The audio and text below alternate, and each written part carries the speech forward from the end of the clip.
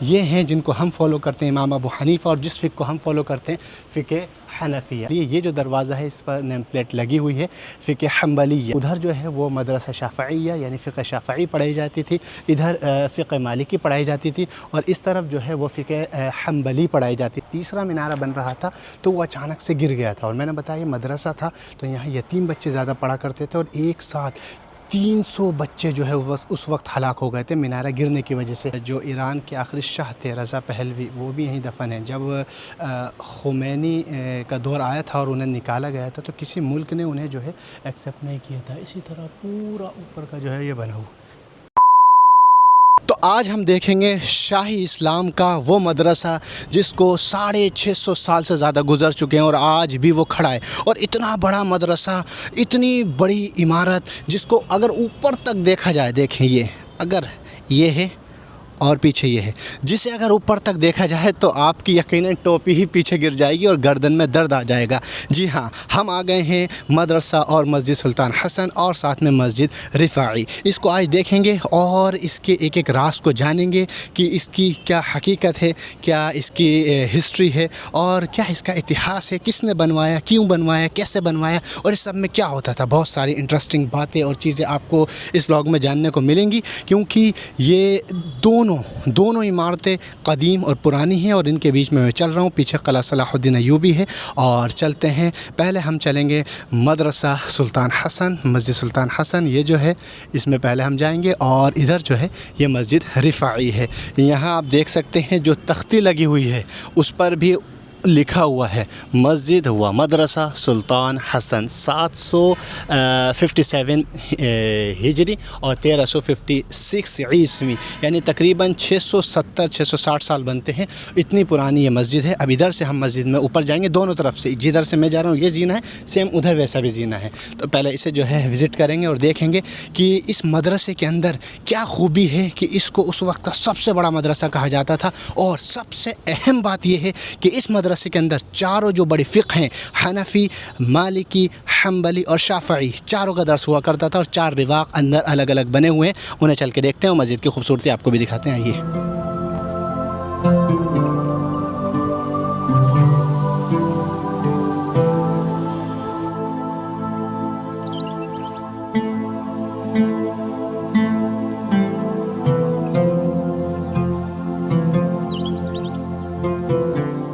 इधर पीछे से हम मस्जिद के अंदर दाखिल हुए हैं। ये मस्जिद के अंदर आने के बाद एक और हिस्सा है ये। इधर पीछे से हम दाखिल हुए हैं, उधर से गेट था, 2 गेट के बाद अब ये तीसरा गेट है। और इसमें भी जो है देखें कितना ऊंचा ये जो है बना हुआ है। इसके बाद ये रास्ता जो है वो आगे जाता है सीधा मस्जिद के लिए इस तरह से।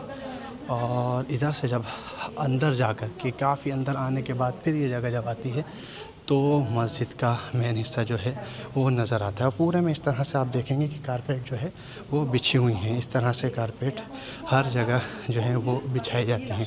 इसके अलावा अगर आप देख सकते हैं कि जब हम मस्जिद में बाहर आएंगे, ओहो माशा अल्लाह, माशा अल्लाह, ये है पूरी मस्जिद। अंदर आने के बाद ये है मस्जिद का एंट्रेंस। माशा अल्लाह, क्या खूबसूरत मस्जिद है। और ये देखें धूप इतनी तेज़ है कि इस कारपेट के ऊपर जो है वो चलना पड़ रहा है। तो सबसे सामने मस्जिद के जो रिवाक़ है, मस्जिद में एंटर होने के बाद उसमें हम पहले जो है सबसे सामने जाएंगे, उधर ही मकाम है। ये बीच में जो है ये मैं पहले भी बता चुका हूँ कई वीडियोस के अंदर कि बीच में जो है वो वज़ू खाने बनाए जाते थे पहले। और जिस तरह हमारे हिंदुस्तान के अंदर हौज़ होती हैं वज़ू करने के लिए, इस तरह वज़ू खाना बनाया जाता था हौज़ टाइप से भी, और किसी में जो है वो भी हुआ करती थी नल और टोटियाँ। तो इस तरह से ये वज़ू खाना बना हुआ है। इस पर भी अभी थोड़ा बहुत काम जो है वो चल रहा है। अब यहाँ आप देख सकते हैं, यहाँ लिखा हुआ है, ये लिखा हुआ है मदरसा अश-शाफ़िइया। ये मदरसा जो है फ़िक़्ह शाफ़िई का था। इसी तरह एक इधर है मदरसा अल-मालिकिया, ये जो है मालिकी मज़हब का मदरसा था। यहाँ फ़िक़्ह मालिकी की तालीम दी जाती थी।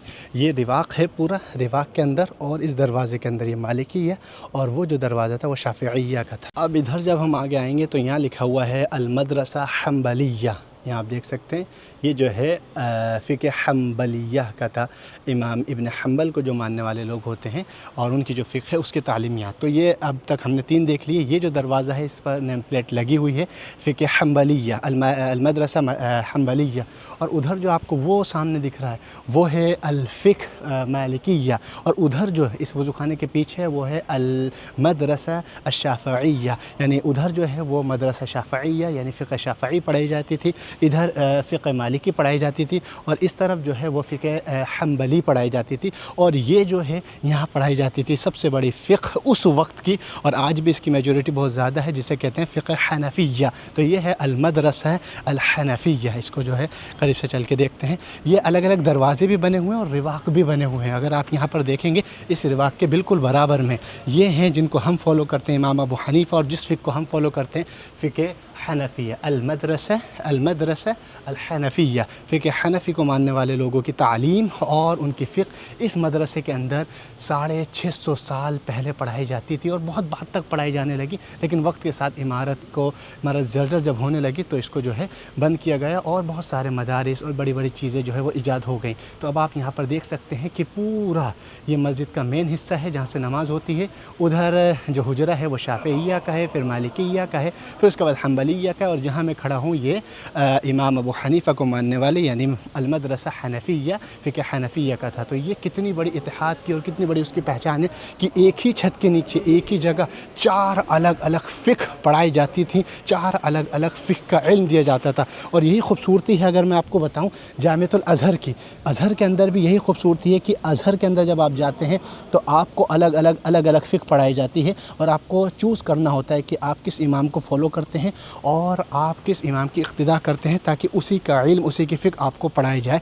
ये शुरू में ही मदरसे के अंदर ही, जामिया में जाने के बाद, यूनिवर्सिटी और कुल्लिया में जाने के बाद तो फ़िक़्ह वही पढ़ाई जाती है, लेकिन शुरू के अंदर भी जो है यही चीज़ समझाई और पढ़ाई जाती है कि आप किस इमाम को मानने वाले हैं। तो उसके हिसाब से जो है आपको चूज़ करने का ऑप्शन मिलता है कि आप फ़िक़्ह हनफ़ी पढ़ना चाहते हैं, फ़िक़्ह मालिकी पढ़ना चाहते हैं, या फ़िक़्ह हम्बली पढ़ना चाहते हैं, या फ़िक़्ह शाफ़िई पढ़ना चाहते हैं।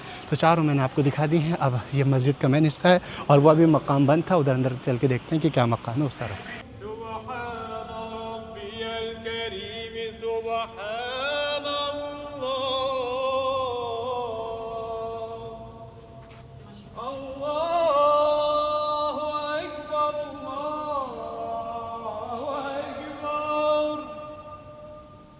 ये मेरे पीछे आपको दिख रहा है, ये है इस मस्जिद का मिंबर, मस्जिद सुल्तान हसन का, और ये उसी वक्त का है।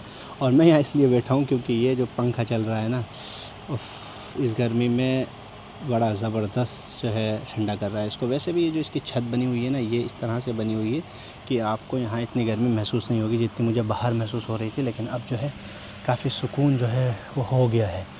तो इसमें जो कैलीग्राफी की गई है ना, अलग अलग कूफ़िक और अलग अलग अंदाज से जो है हर तरह की कैलीग्राफी की गई। और इसके अंदर जो ये टंगे हुए हैं ना, क्या बोलते हैं, कनादील, जब रात में ये चमकते हैं और जलते हैं सब, इसमें किसी भी और तरह की लाइटिंग है ही नहीं, सिर्फ ये कनादील जलते हैं। इस मस्जिद की एक और हैरत कुन बात मैं आपको बताऊं कि इस मस्जिद में अभी अगर आप देखेंगे तो ये एक मीनारा ऊपर नज़र आ रहा है, लेकिन इस मस्जिद के अंदर जो डिज़ाइन दिया था वो 4 मीनारों का दिया था कि 4 मीनारे बनेंगे। 2 बन चुके थे, तीसरा मीनारा बन रहा था तो वो अचानक से गिर गया था। और मैंने बताया ये मदरसा था तो यहाँ यतीम बच्चे ज़्यादा पढ़ा करते थे, और एक साथ 300 बच्चे जो है उस वक्त हलाक हो गए थे मीनारा गिरने की वजह से। और उसके 35 दिन बाद यहाँ के सुल्तान जिन्होंने बनाई थी इनकी मस्जिद सुल्तान नासिर, उनका जो है कत्ल कर दिया गया था और उनकी कभी भी जो है लाश और डेड बॉडी उनकी नहीं मिली। उन्होंने जो अपनी जगह बनवाई थी कब्र की दफन होने के लिए वो आज भी खाली पड़ी हुई है, जो अभी हमने अंदर देखी।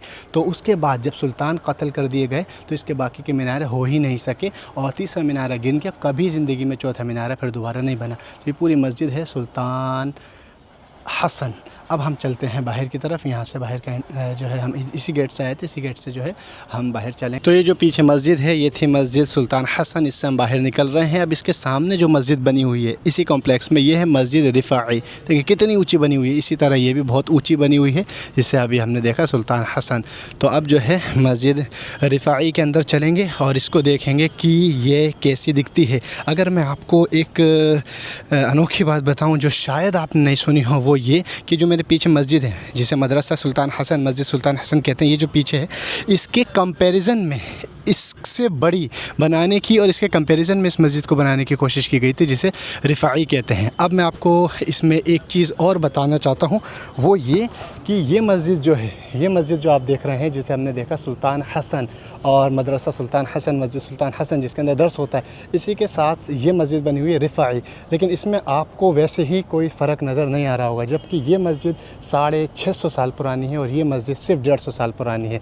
इसके अंदर जो पत्थर लगाया गया है, आपको मालूम है कि इसके अंदर जो पत्थर लगाया गया है वो ओरिजिनल पत्थर है, उसी वक्त का जो पत्थरनुमा शक्ल का है, पत्थर को क्यूब की शक्ल में काट के लगाया गया। लेकिन इसके अंदर जो पत्थर लगा हुआ है वो बाकायदा सीमेंट से तैयार किया हुआ है। ये देखें, ये सीमेंट से तैयार करके जो है बनाया गया है इस मस्जिद को, और तभी इसको जो है सिर्फ अभी 110 साल ही हुए हैं और ये मस्जिद जो है वो 650 साल से है। लेकिन शक्ल दोनों की एक सी लगती है और इतिहास को, हिस्ट्री को, तारीख़ को जानने वाले अच्छे से समझ सकते हैं। और सामने जो व्यू है ना, ये देखें, क़िला सलाहुद्दीन अय्यूबी का जो व्यू आ रहा है ना, वाकई माशाअल्लाह क्या ज़बरदस्त।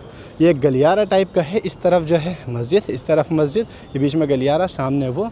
और इस मस्जिद के 2 गेट हैं, एक गेट उधर पीछे से भी है और एक गेट जो है जिधर से हम आए थे पहले की तरफ से, इधर से भी है। अगर आप पीछे निकलना चाहें पीछे भी निकल सकते हैं। बाकी अगर मैं बात करूं टिकट की, तो टिकट इन दोनों का एक ही है, लेकिन वो स्टूडेंट और फॉरेन स्टूडेंट सब अलग अलग है। लेकिन अज़हर में पढ़ने वालों के लिए जो है वो फ्री है। तो अगर आप यहाँ किसी और यूनिवर्सिटी में स्टूडेंट हो तो आपका हाफ़ होगा, और अगर आप बाहर से आ रहे हैं तो आपका फुल होगा, जो 220 पाउंड का है और हाफ़ 110 पाउंड का है। यानी तकरीबन मान करके चलें कि इंडियन 440 का और इंडियन 220 का टिकट जो है वो यहाँ पर आपको मिलने वाला है। लेकिन अगर आप अज़हर में पढ़ते हैं तो आपको ये सारी चीज़ें जो हैं वो आप फ्री विज़िट कर सकते हैं। ये दरवाज़ा है इस मस्जिद का जिसकी मैं बात कर रहा हूँ, मस्जिद अल-रिफ़ाई। इसके अंदर हम चलते हैं मस्जिद रिफ़ाई के अंदर और अंदर से देखते हैं ये मस्जिद जो है वो कैसी दिखती है। देखें कितना ऊंचा इसका जो है ज़ीना है, ये देखें ज़ीना। इस मस्जिद के अंदर भी अगर आप देखें तो 2 बड़े बड़े मकाम बने हुए हैं और ऐसा कहा जाता है, और है शायद ये है नहीं, कुछ ऐसी निशानदही नहीं है कि इसके अंदर जो है जो ईरान के आखिरी शाह थे रज़ा पहलवी, वो भी यहीं दफन है। जब ख़ुमैनी का दौर आया था और उन्हें निकाला गया था तो किसी मुल्क ने उन्हें जो है एक्सेप्ट नहीं किया था। इसी तरह पूरा ऊपर का जो है ये बना हुआ। तो असल में ये जो जगह है ना, ये थोड़ी ऐसी है, यहाँ वीडियो बनाने में वैसे तो पूरे मिस्र में ही परेशानी होती है, लेकिन यहाँ थोड़ी सी ये है क्योंकि मैंने बताया कि रज़ा पहलवी को यहाँ दफनाया गया था, तो उनको लगता है कि हम कुछ ऐसी कंट्रोवर्सी बात नहीं करें, तो इसलिए मैं वो बात बता रहा था कि फिर मलिक फ़ारूक को उनके वालिद मलिक फ़ुआद के बराबर में दफनाया गया जब प्रेसिडेंट जमाल अब्दुल नासिर थे, और जब रज़ा पहलवी का मामला हुआ तो अनवर सादात उस वक्त प्रेसिडेंट थे, तो उन्हें फिर जो है यहाँ ला करके दफनाया गया। काफ़ी पुरानी मस्जिद है, 150 साल पुरानी है, लेकिन लग नहीं रही है, ज़्यादा पुरानी लग रही है, लेकिन काफ़ी खूबसूरत और सुकून भरी है।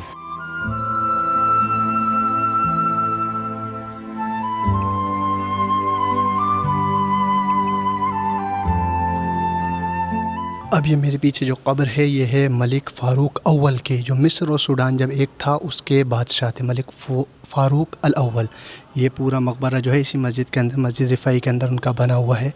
ये देखें पूरा कितना खूबसूरत सा बना हुआ है, और ये पीछे जो है वो कब्र है।